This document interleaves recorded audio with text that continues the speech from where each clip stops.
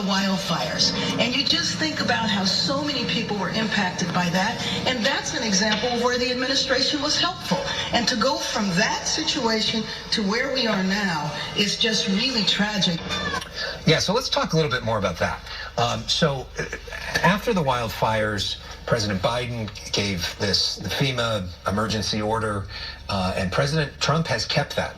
And I've talked to Governor Newsom, I've talked to Mayor Bass, I've talked to the supervisors, all these Democrats who have widely praised President Trump, said that he's been great to work with on the cleaning up of the wildfires. The Army Corps of Engineers has moved ahead of schedule. It's been a rare sort of bipartisan kumbaya triumph of at least that's working. You have all sorts of questions about the permitting and what comes next and some of the bureaucratic symbols, but in terms of clearing the junk out of there, that has worked really well, and everybody's praising the federal government, even people that can't stand President Trump.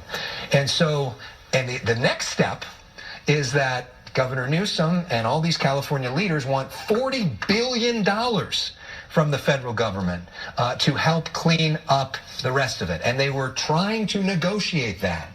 Well, this may not help when you try to ask for $40 billion and you see now this conflict that is happening between the federal government, between Los Angeles and the state of California. And so you wonder what that's going to mean for the money that still has not been allocated from a Republican Congress and a Republican president.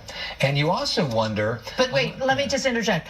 Did you ask the governor? I thought you asked him that, whether there was any concern that was going to affect his ability to get that. We're going to have that interview in a few minutes. But yes, and he basically said, I don't know what else I can do. So kind of resigned on that front. But that's a potential issue. And it's interesting also that these very same relationships and these very same people who were all locked in arms, kumbaya, you're great. Thank you so much. We love you, are now having this happen. And so this could not be more opposite of that. And so it's, you know, and the bad part is, you know who loses in all this?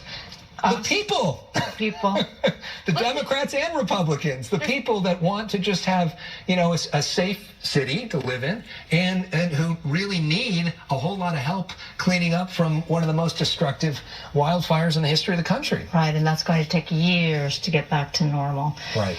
From Skyfox, you see the skyline of downtown Los Angeles, the beautiful city of Los Angeles. It just really breaks my heart to see so much unrest and so much damage. I did hear from my friend from the Italian American Museum in the Chinatown area. I was concerned because I know that she's been victim of protester graffiti before, and she says, yeah, that there is some concern. The parking lot across the way apparently was hit, but she does have some concerns. Okay, we're going to move on to this because anti-ICE protesters converged on a hotel in Pasadena after learning that Border Patrol vehicles were there.